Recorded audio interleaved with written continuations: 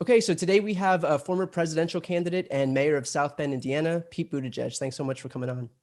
Thanks for having me. Right off the bat, you have been killing it on Fox News. And now I understand why you go on Fox, in that we have to be willing to meet people where they are, right? And I agree, by the way, a good number of my 900 videos are based on things that are said on Fox. Have you had any trouble, though, reconciling the fact that it's basically, a toxic propaganda network, and it does confer a degree of legitimacy when you go on? So the way I think about it is that, some of the people on that network, and definitely the people behind that network, are not good faith actors. But I know that a lot of people are tuning in good faith. And a lot of people get most or all of their information there. I can't blame somebody for not understanding our perspective if they've literally never heard it. And I know a lot of people who are kind people who believe in decency and empathy, and they believe in treating others well. And, sometimes you scratch your head thinking, how could you be on board with this president? But if they're literally getting different facts, then you begin to understand how that's possible. And we may not win everybody over, but I think we have a responsibility to reach people where they are. And that's why I go on. I'll draw the line with certain opinion hosts that I just don't think you can have a good faith conversation with. But Right. if there's a way to reach people who just might think a little bit differently, and frankly, to fire up our people too, which is Case in also point. worth it, then I'm going to take every opportunity. It's kind of an amazing experiment, because you generally don't see Democrats going on Fox, or if they do, it's a hit job, kind of like you alluded to. But you've been successful in basically bulldozing through whatever they throw at you. So I'm curious to know whether it's been successful. Have you gotten feedback from Republicans? Often I hear from Republicans who say, I've been a Republican for a long time, but I like what you're saying, or I'm going to vote differently this year. That's not only because of my work or one TV appearance, but I think it's really about creating a space that lets people know it's okay to change your mind. People may have voted the way they have in the past for any number of combination of reasons. But if we paint people into a corner, and make them feel like they're not going to be welcome in our coalition, then of course, almost by definition, they can't cross over and vote for us. It's all about creating room to do that. And by the way, never watering down our values. As you've seen, I'll say the same kinds of things on Fox that I would say on any other network. But it's about making sure that we say it loud and clear, and say it in a way that respects where people are coming from, knowing that not everybody was starting out agreeing with us. And to build on that, I mean, the fact is, with regard to our agenda is more popular with the American people. I mean, Democrats' stance on healthcare is more popular. Our stance on women's reproductive rights is more popular, on climate change, on labor and union protection. The fact is that if we have effective communicators, our lift is lighter, because the ideas that we espouse are already more popular than the agenda on the right, which is less healthcare, fewer women's rights, kowtowing to fossil fuels. It's a great point. I think Democrats, for some reason, got to be kind of afraid of our own shadow. The American people already agree with us on issue after issue after issue. It's the current Republican Party that's gotten itself into a minority position, disagreeing with the American people on so many things. It's one of the reasons why they're now turning to the courts as a kind of rearguard action. So a lot of what we got to do is just go out there with confidence and cut through some of the noise and the nonsense. And we can always rest our footing on the fact that we are better aligned with the American people than the opposition. That's a great point. And I do want to talk about the Supreme Court, but I have one more question about Fox, and that is, has Fox been less likely to bring you on now that you've been effective? I did notice I haven't been called back in the last few days, but I imagine they also are just interested in having interesting conversations, and I can always promise that that'll happen. Moving on to the Supreme Court, obviously we're in the middle of a contentious confirmation battle. Now, Republicans are desperate to reframe the conversation onto Biden's stance on court packing and away from the actual dangers that nominating Amy Coney Barrett to the Supreme Court holds. So what's your response when the right tries to make this confirmation battle about the sacrosanctity of the number 9 on the Supreme Court? So we're not going to get thrown off by those arguments. The reason that we are on good footing now, even though it's probably not going to be reflected by the behavior of the Senate, is that most Americans also agree with us that the winner of this presidential election now underway ought to be the one to pick the next justice. And Americans agree with us on things like preserving healthcare and the right to choose and marriage equality. And we want to make sure we keep the focus on that. Now, if Republicans want to argue about packing, we can go there, because they've actually changed the size of at least 2 state Supreme Courts just in the last decade in order to get their way. They don't have one leg to stand on in this debate, but I also think that their desire to have that debate is motivated by wanting to talk about anything but what's on Americans' minds, which is the threat to our healthcare in the middle of a pandemic. 2 points on that. The first is that they also changed the number of Supreme Court justices on the U.S. Supreme Court. I mean, that's right. By virtue of holding that seat out in 2016, sure, that number was changed to 8. So exactly. they're on one hand they're crowing about the sacrosanctity of the number 9, but they had it just 4 short years ago. They held it at a different number because it suited them politically.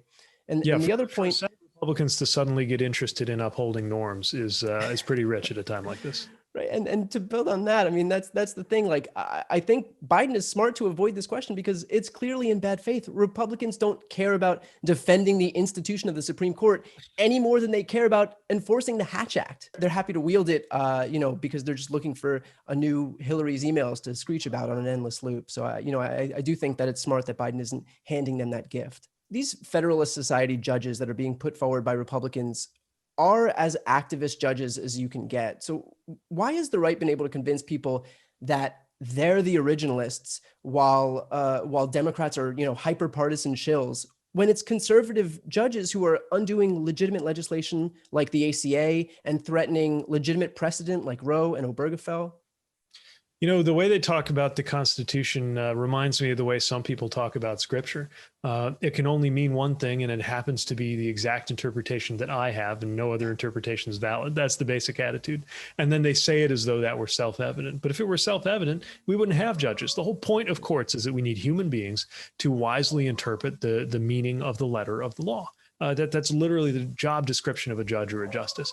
And, this claim of fidelity to somehow mind read the 18th century mentality as if that's going to give us better case law and better outcomes is, I think, just an excuse to get conservative policy outcomes that they can't achieve politically because they disagree with the American people, and try instead to get them in the courts. It is judicial activism cloaked in the language of judicial restraint.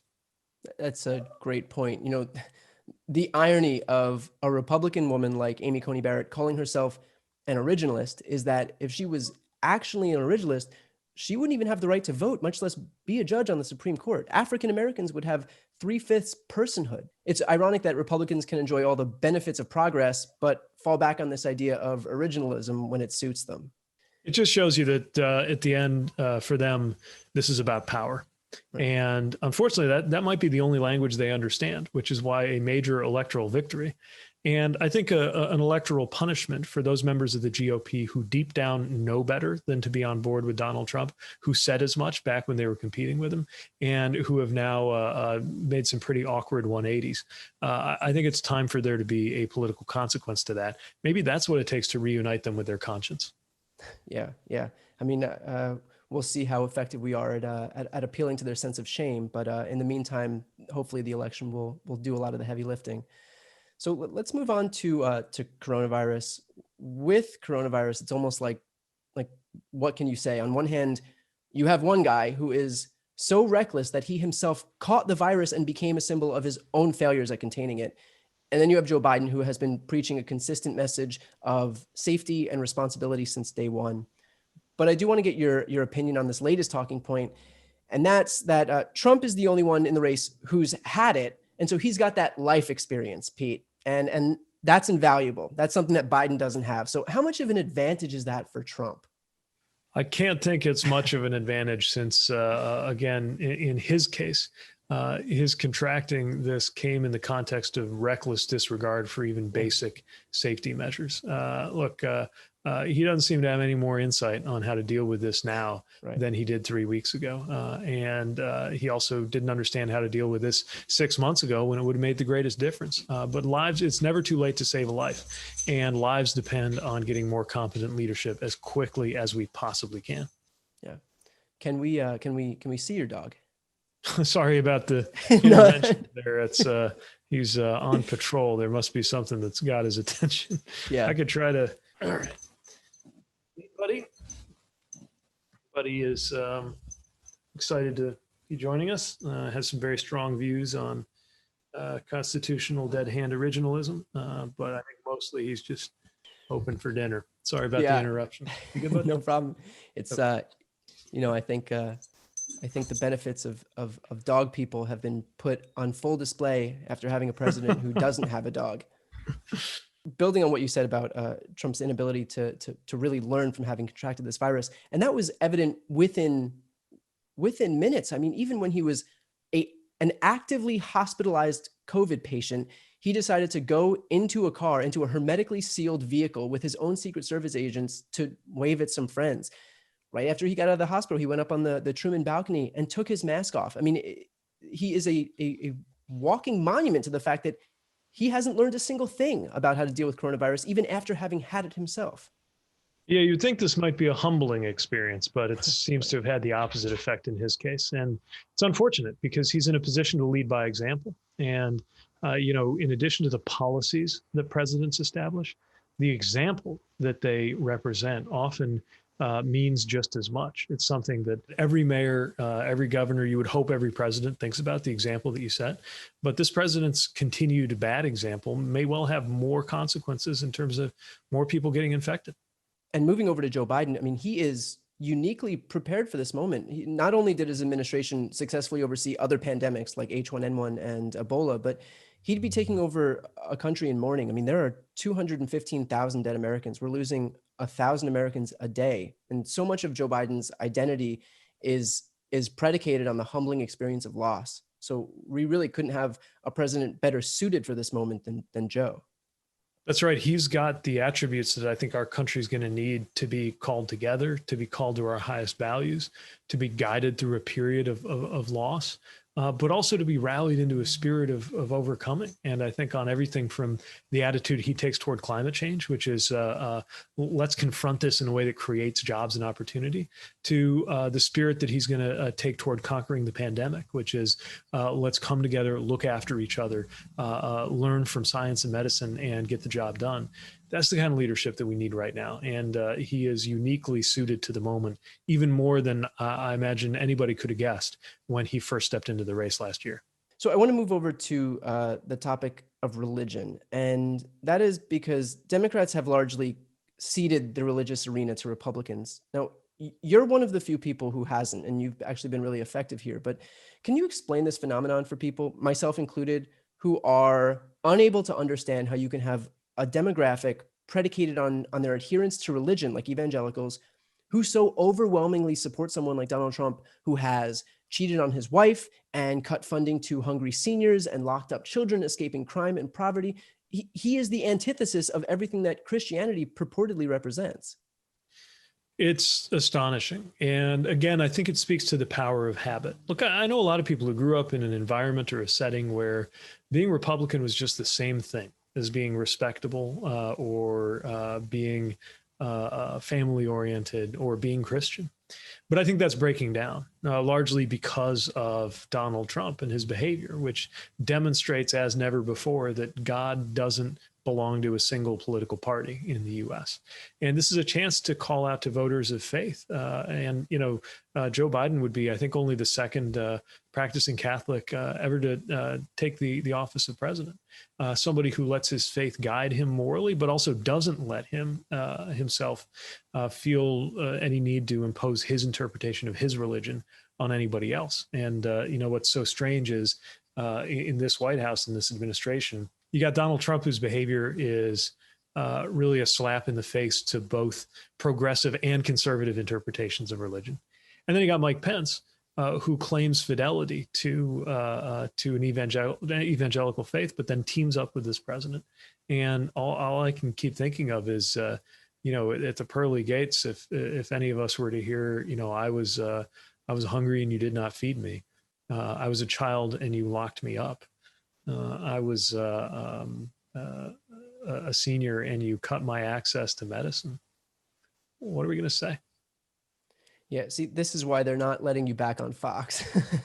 So I want to move over to you for a sec. So you won't answer this question, but I'd beat myself up if I didn't ask. If you could have any job in a potential Biden administration, what would it be? I mean, the honest answer is wherever I could do the most good, and it's for hopefully the president-elect to decide if and when that makes sense for me. What I can tell you is that I'm doing everything in my power to make sure there is a Biden-Harris administration, and then when there is, I'll do everything in my power to support it, whether that means returning to government or cheering it on and supporting them from the outside.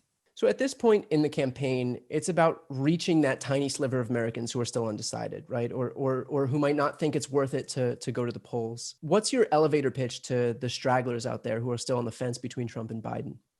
So for those still deciding how to vote, I think the main message is so much is on the line for us. And if you don't see your own future, your own income, your own livelihood, and maybe your own life on the line, consider that of the rest of us. All of us have our reasons. For me, it's family members whose lives depend on the Affordable Care Act not being eliminated, as Donald Trump wants to do. It's the fact that my own marriage exists by the grace of a single vote on the U.S. Supreme Court. That's what it means to me. And I would ask people who maybe feel a little bit indifferent to at least consider how in different ways so many Americans are going to be impacted personally and directly by what's going on. Now, there's another set of folks, as you mentioned, deciding whether to vote. And to them, I would say, look, we know that this system has its flaws. The only way to fix that is to make your voice heard. And your moment of maximum power as a citizen, power over all the things that make you mad or make you glad about this country, the things you tweet about, the things you protest about, the one time that those in power literally have to listen to you is the moment that you go in and vote. Don't waste that moment. Well said. So if you want to hear more from Mayor Pete, you can check out his new book, Trust, and his podcast, The Deciding Decade, and hopefully on Fox News, making Rupert Murdoch's day just a little bit worse. So Mayor Pete, thank you so much for taking the time to talk with me today. Thanks for having me. It's a pleasure.